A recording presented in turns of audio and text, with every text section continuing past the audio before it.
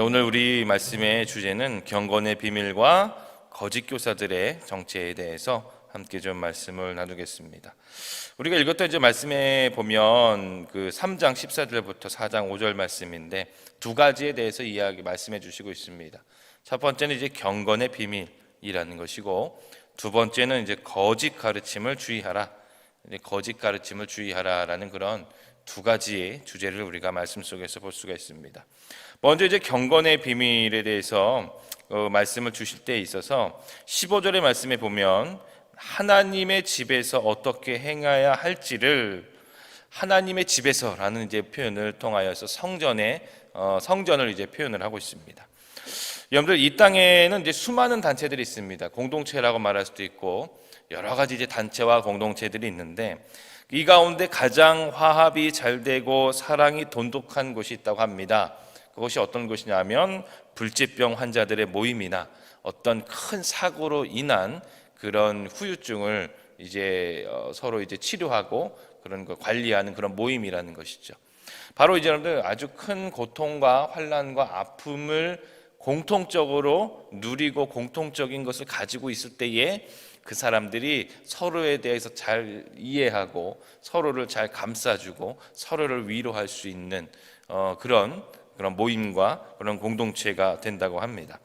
이렇게 여러분들, 외적인 그런 공동체나 모임 가운데에 같은 아픔과 같은 슬픔을, 같은 그런 공통점을 가진 사람들이 모였을 때에 정말 돈독하며 사랑이 많은 그런 곳을 우리가 이게 볼 수가 있구나라는 그런 것들을 있습니다. 여러분들, 우리가 이거를 넘어서서 우리 가운데 더 사랑과 더 돈독한 그런 모습을 가진 것이 무엇일까요? 바로 가정이죠. 어찌 보면 우리가 태어날 때부터 하나님께서 우리에게 주신 공동체이며 하나의 그런 모임이라는 것입니다. 이 모임 가운데는 왜 그렇게 사랑이 돈독하고 또한 이렇게 끈끈하게 관계가 맺어질까요? 바로 혈육이라는 것이죠. 내 자녀, 내 부모님, 혈육이라는 것이고, 또한 어릴 때부터 같이 자라며 같이 부대끼며 함께하기 때문이라는 것입니다. 그런데 여러분들, 우리 성경에서 보면은 우리 하나님께서는 우리가 구약부터 시작해서 신약까지 이르기까지 한 이스라엘과 함께하고 싶어 하시고 곧 사람들과 함께하고 싶어 하시고, 또한 이 사람들을 통하여서 가정과 같은 그런 하나님의 사랑을 이루고 싶어 하시는 것을 우리가 말씀을 통해서 볼 수가 있습니다. 그래서 여러분, 우리가 그리스도인들이 그러죠. 우리가 내 옆에 있는 지체분들을 이야기할 때 뭐라고 부르죠? 형제요 자매라고 이야기합니다. 이 말은 뭐냐면 바로 예수 그리스도의 보혈의 피로 말미암아 우리는 육적인 그런 혈육 관계는 아니지만 예수 그리스도의 보혈 안에서 우리가 맺어진, 예수 그리스도 안에서 맺어진 한 자매요, 한 형제요, 곧 가족 같은 그런 모습이라는 것을 우리 말씀을 통해서 우리에게 주시고 있는 것입니다. 그래서 여러분들, 오늘 말씀에 보면 하나님의 집, 곧 성전을 향하여서 하나님의 집이다라는 것이고, 그 안에 가장 대장은 누구시죠? 하나님이 되시는 것이며 우리는 그분의 자녀가 되는 것입니다. 그래서 성경 속에서 보면은 우리가 성전에 대해서 하나님의 집이라 표현하였고, 하나님과 우리와의 관계에 있어서 결국에는 아들과 딸들이다, 곧 우리가 하나님의 자녀라고 이제 표현을 하고 있는 겁니다. 이 모든 것이 가정 공동체를 우리에게 묘사해 주시고 있고, 가정 공동체를 우리에게 말씀해 주시고 있는 것입니다. 그러므로 우리 모두 성도님들은 하나님 안에서고 예수 그리스도 안에서 한 형제여 자매이기 때문에 우리가 서로를 사랑하며 서로를 품어주며 서로를 용서하며 함께하는 그 공동체가 진정 사랑으로 이루어진 하나님의 가정이며 하나님의 집이라는 것을 우리는 분명히 기억하셔야 할 것입니다. 곧 여러분들, 오늘의 이 말씀처럼 우리 하나님은 우리 교회를, 이 성전을 하나님의 집이라 표현하셨습니다. 또한 여러분들, 더 나아가서 말씀을 보면 이 집은 15절 뒤에 보면 살아계신 하나님의 교회요, 살아계신 하나님의 교회라고 말합니다. 곧 우리 하나님께서는 살아계시다라는 것을 지금 강조해서 말씀해 주시고 있는 것인데요, 당시에 여러분들 디모데가 목회하던 장소는 에베소입니다. 여러분, 이 에베소에는요 유명한 신전이 있었는데 아데미라는 신전이 있었습니다. 근데 여기서 보면은 이 아데미라는 신전을 보면은 정말 웅장하고 엄청나게 화려한 그런 모습을 자랑했다고 합니다. 그러나 여러분들 그 웅장하고 화려한 그 건물 안에는 아뎀이라는 그런 신이 있는 것이 아니라 거짓 신, 없는 신, 바로 우상이 존재했던 것이죠. 살아있지가 않다는 것입니다. 죽은 것입니다.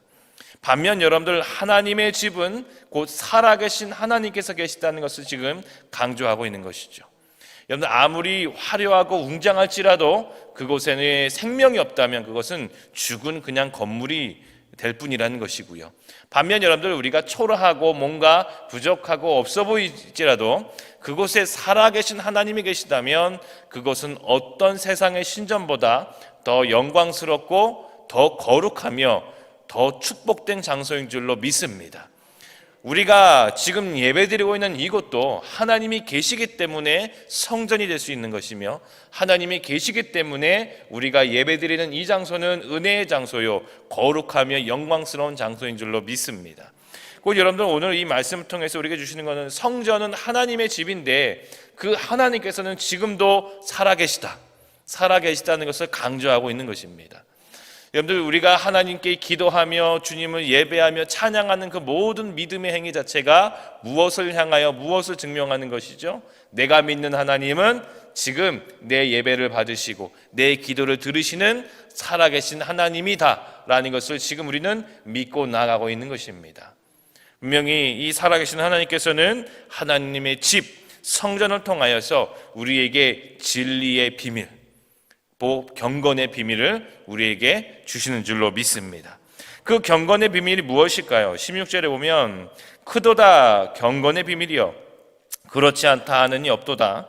그는 육신으로 나타난 바 되시고, 여기서 그는 누구를 표현하고 있죠? 바로 예수 그리스도입니다. 경건의 비밀의 주인공은 누구냐? 바로 예수 그리스도라는 것이죠. 그래서 여러분들 그는 육신으로 나타난 바 되시고, 그 뒤에 보면은 예수님의 공생의 사역을 아주 압축해서 지금 우리에게 말씀을 주시고 있는 겁니다.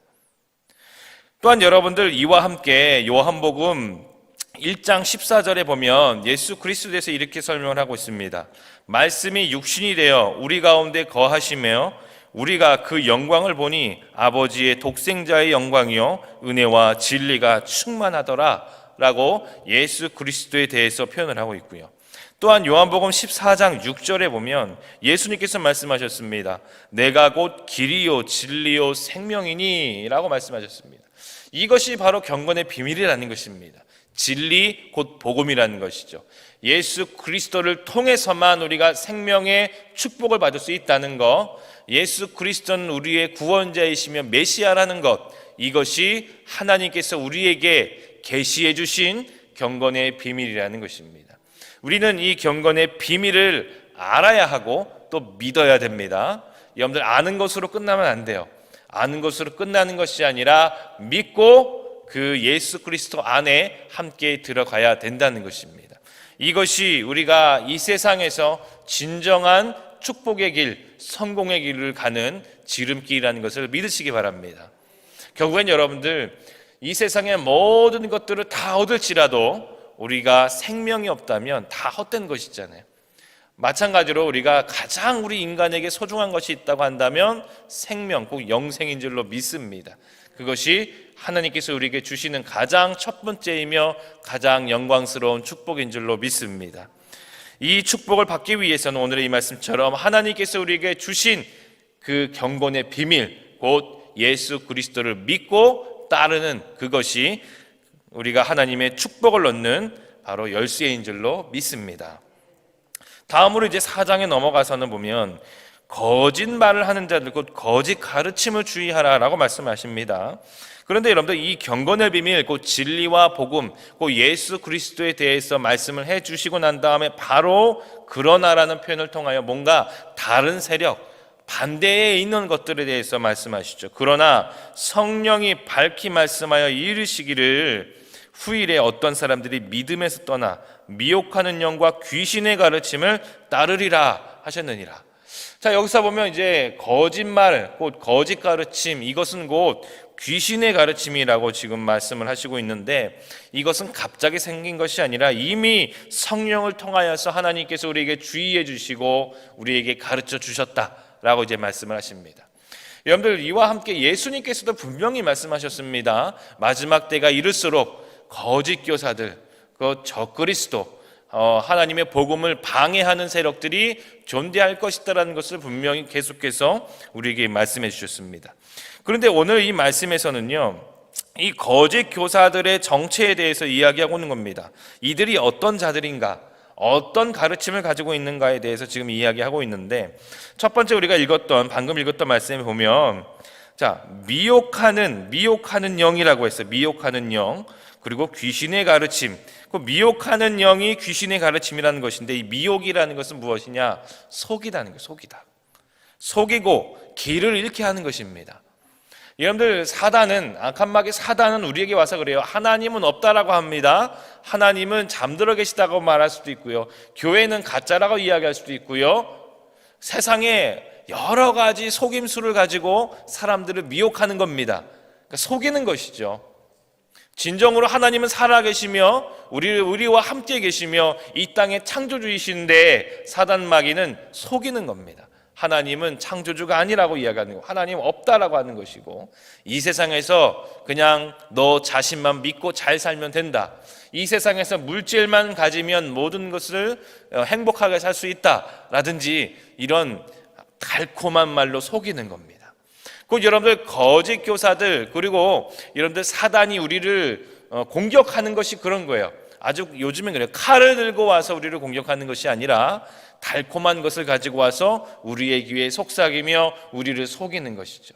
하나님 없이도 너희는 잘 살 수 있다 라는 그런 것들로 우리에게 속삭이고 우리를 길을 잃게 만드는 그런 미혹하는 영이 바로 귀신의, 사단의 가르침이라는 것입니다. 그 다음에 보면 이런 가르침을 따라 사는 사람은 어떻게 되느냐 보면, 자기 양심이 화인을 맞아서 외식함으로 거짓말하는 자들이라. 자, 양심의 화인을 맞았다고 합니다. 여러분들, 이 화인이라는 것은 불사르다라는 그런 의미를 가지고 있는데, 또한 이 화인은 이 당시에 어떤 용도로 쓰였냐면, 노예들에게 낙인을 찍어가지고 너는 내 노예다라는 것을 증명하는 그런 도구로 사용을 했다고 합니다. 그러면 양심의 화인을 맞았다는 것은 양심이 불타버린 것입니다. 그리고 그 불타버린 낙인은요, 결국에는 너는 나 귀신의 것, 우리 세상의 것, 나 사단의 것이다 라는 것을 표현하는 것이 된다는 것입니다. 이처럼 여러분들, 그 다음에 어떻게 되냐, 이 양심의 화인을 맞아서 외식함으로 거짓말하기 시작하는 겁니다. 외식하다는 것은 무엇입니까? 얼굴에 가면을 쓰고 있다는 거예요. 여러분들, 세상의 이단을 한번 생각해 보시기 바랍니다. 이단들이 꼭 이와 똑같아요. 그들은 아주 온화하고 사랑이 넘치고 내가 너를 이해하고 내가 너를 도와줄 수 있는 그런 가면을 쓰고 나타납니다.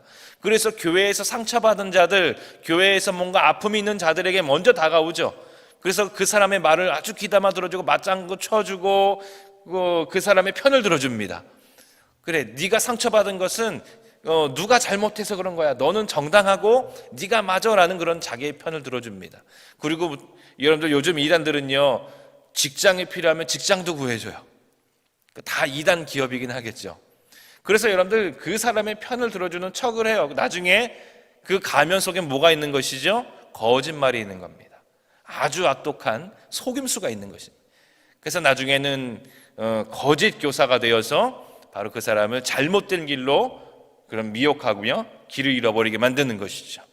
이처럼 여러분들, 양심의 화인 받은 자들, 곧 그 안에 악한 영, 귀신의 가르침을 따르는 자들은요, 얼굴에 가면을 쓰고 나타나는 거예요. 아주 온화하고 사랑이 넘치고 우리의 모든 것들을 다 들어주고 내 편을 영원토록 들어줄 것만 같은 그런 가면을 쓰고 우리 가운데 나타나서 우리를 살금살금 미혹한다는 것이죠. 거짓말을 한다는 것입니다.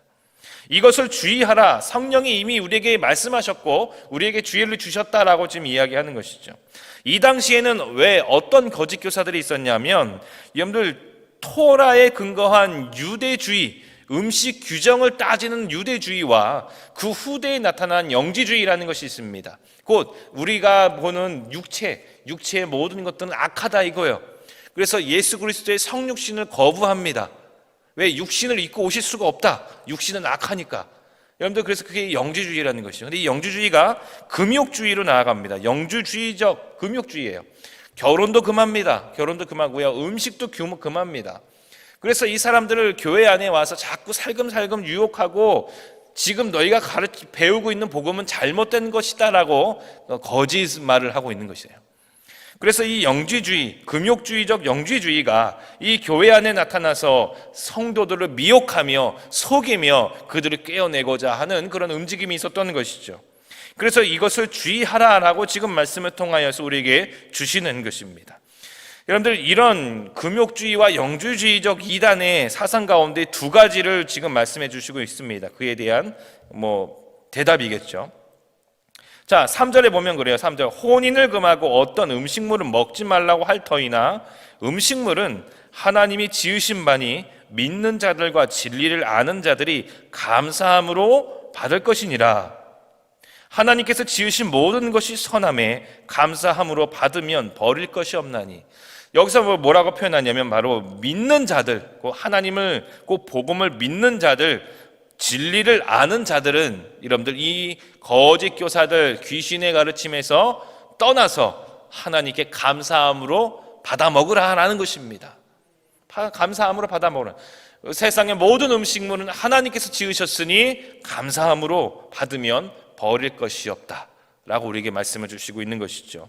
곧 여러분들, 하나님께서 우리에게 주신 은혜대로, 그 분량대로 우리는 감사함으로 받는 그런 믿음의 모습을 가져야 될 줄로 믿습니다.